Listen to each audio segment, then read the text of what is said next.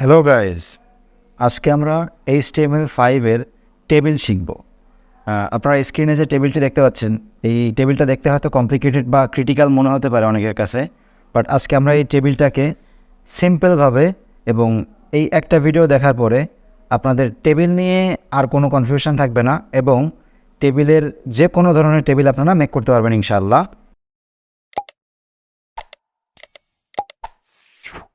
Basically এই টেবিলটা complicated মনে হওয়ার মেইন কারণ হচ্ছে আপনারা দেখতে পাচ্ছেন এইখানে এই যে কলাম অনটা একটু বড় হয়ে আছে।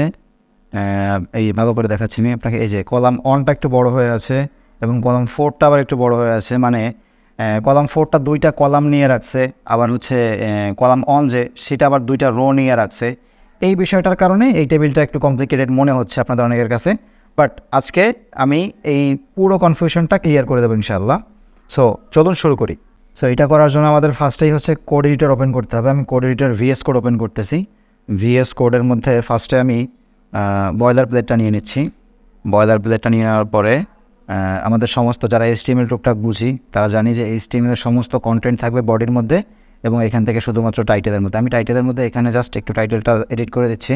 জাস্ট আমি এখানে টাইটেলটাকে টেবিল নামে কনভার্ট করে দিচ্ছি। এটা ট্যাগ চলে আসছে, এটা ট্যাগ হবে না, এটা জাস্ট একটা টাইটেল হবে। ওকে, সো আমরা এখানে এটা টেবিল নামে টাইটেলটা দিয়ে দিলাম।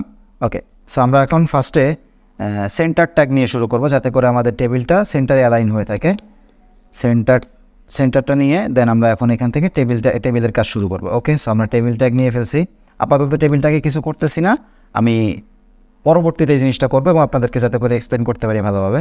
ওকে, সো টেবিলের মধ্যে সবথেকে গুরুত্বপূর্ণ ট্যাগগুলো হচ্ছে TH মানে table heading, TR table row এবং TD টেবিল ডেটা।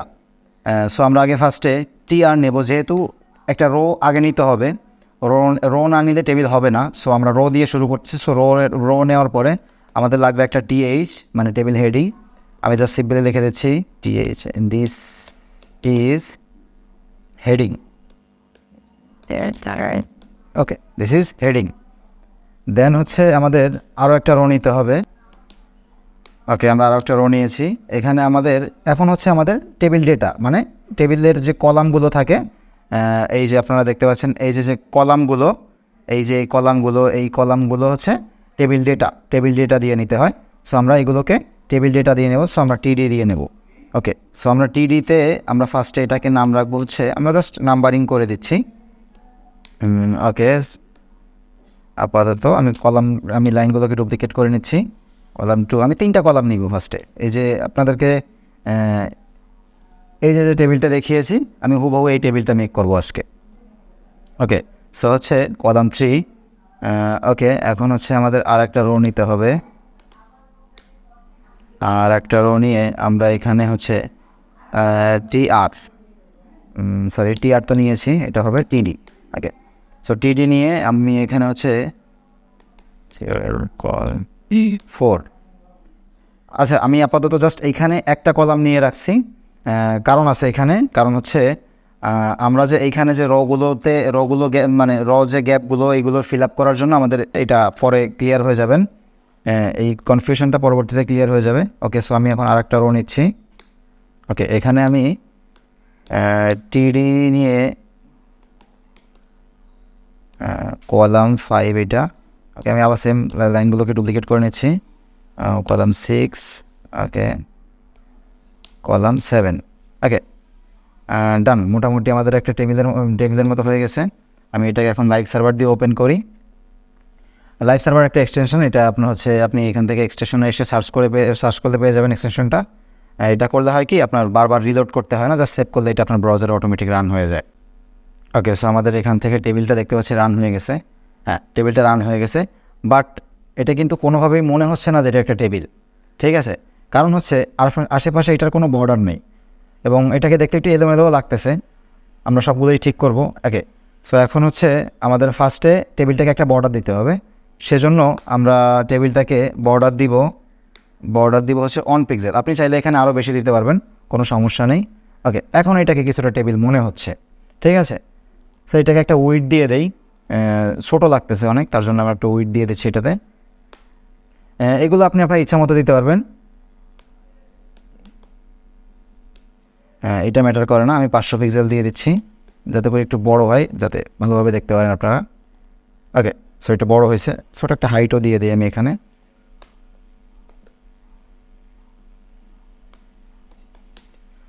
ওকে, আমার এখানে একটা হাইটটা আমি 400 পিক্সেল করে দিই। ওকে, 400 পিক্সেল করে দিচ্ছি। ঠিক আছে, আমার হাইট মানে টেবিলটা মোটামুটি একটা স্ট্রাকচার দাঁড়াইছে টেবিলের। ঠিক আছে, হ্যাঁ, এই যে এমন একটা টেবিল হয়েছে আমাদের। এখন এই টেবিলটা দেখতে পাচ্ছেন এই যে এলোমেলো হয়ে আছে। সো আমাদের এখানকার এখন ফার্স্ট লক্ষ্য হচ্ছে এই কলাম 1টাকে এরকম করা, এমন করা, এবং কলাম 4টাকে এমন করা। বাট ফার্স্টে হচ্ছে আমাদের হেডিংটাকে পুরোটা জায়গা দিতে হবে। হেডিংটা আমরা দেখতে পাচ্ছি ও 3টা কলামে নিয়ে রাখছে। ঠিক আছে, 3টা কলামের জায়গায় হেডিং নিয়ে রাখছে, যেহেতু অবভিয়াসলি হেডিং যেহেতু সো অবভিয়াসলি এইটাই করবে। সো আমাদের ফার্স্টে এখন হেডিংটাকে ঠিক করতে হবে। হেডিংটাকে ঠিক করার জন্য আমাদের একটা প্রপার্টি ইউজ করতে হবে, সেটা হচ্ছে কল স্পান। যেহেতু টেবিলটা কলাম নিয়ে থাকবে, ঠিক আছে, আমরা এখান থেকে দেখতে পারবো এই যে এইগুলো কিন্তু কলাম। সো টেবিলটা 1টা 2টা 3টা, টেবিলটা হচ্ছে 3টা কলাম নেবে।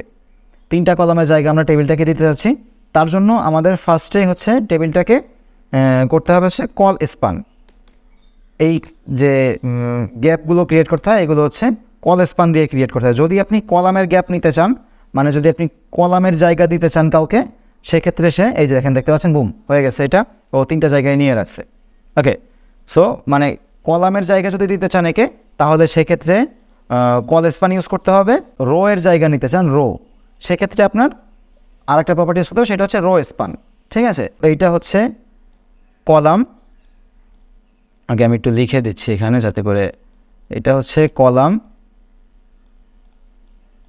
ওকে, আর হচ্ছে এইটা হচ্ছে রো। ঠিক আছে, আমি একটু লিখে দিই যাতে করে আপনাদের কনফিউশনটা ক্লিয়ার হয়ে যায়। সরি, এটা হবে না, এটা হবে আর।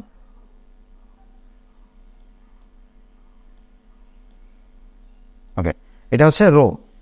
সো টেবিলের রো এবং কলামের কনফিউশনটা ক্লিয়ার থাকতে হবে, তা না হলে টেবিলে কাজ করে মজা পাওয়া যাবে না, বারবার প্রবলেম ফেস করতে হবে। ঠিক আছে, এখন হচ্ছে আপনারা চাইলে এখান থেকে একটা স্ক্রিনশট নিয়ে কলাম এবং রো এর এই কনফিউশনটা ক্লিয়ার করে রাখতে পারেন, এইটার একটা স্ক্রিনশট নিয়ে রাখতে পারেন। ওকে, এখন হচ্ছে আমাদের এখন এখান থেকে আমাদের কাজ করতে হচ্ছে এই কলাম 1টাকে ঠিক করতে হবে। কলাম 1টা এলোমেলো হয়ে আছে, এখন আমরা কলাম 1টাকে ঠিক করব।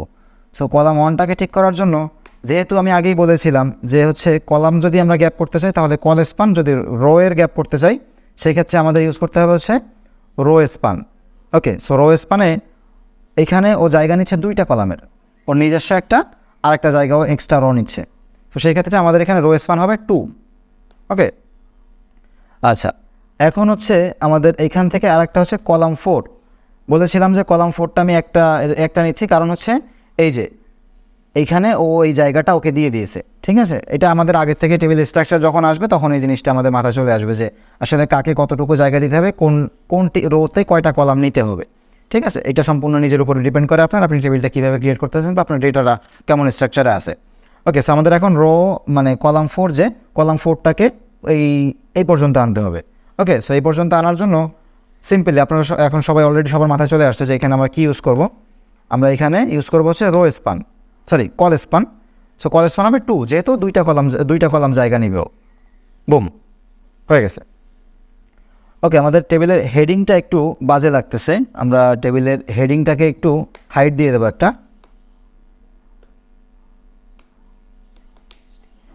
আপনারা চাইলে আপনাদের ইচ্ছা মতো আপনাদের টেবিলের হেডিংয়ে যতটুকু লাগবে, এইটা কিন্তু শুধুমাত্র র HTML দিয়ে করা, যার জন্য এটাকে এখন আপাতত এরকমই দেখতে লাগছে। আপনি যদি CSS পারেন সেক্ষেত্রে CSS দিয়ে আপনি যে কোনো ধরনের ডিজাইন আপনি করে নিতে পারবেন। ওকে, এখন দেখতে মোটামুটি একটু সুন্দর লাগতেছে টেবিলটাকে, এটার পাশাপাশি হয়ে গেছে। বাট হ্যাঁ, একটা জিনিস হচ্ছে না, সেটা হচ্ছে এই টেবিলটার মাঝখানে কোনো এই যে লাইনটা এইটাতে দেখালে বুঝতে পারবেন, সেটা হচ্ছে এই টেবিলটাতে এই যে এইখানে লাইনটার মাঝখানে যে বর্ডারগুলো দিয়েছি, বর্ডারগুলোর মাঝখানে একটা গ্যাপ রয়েছে, বাট এইটাতে কিন্তু এই গ্যাপগুলো নাই। সো আমরা এই গ্যাপটাকে সরানোর জন্য আমরা সিম্পলি একটা প্রপার্টি ইউজ করব। সেই প্রপার্টিটা হবে টেবিল ট্যাগের মধ্যে হবে, সেটা হচ্ছে সেল স্পেসিং।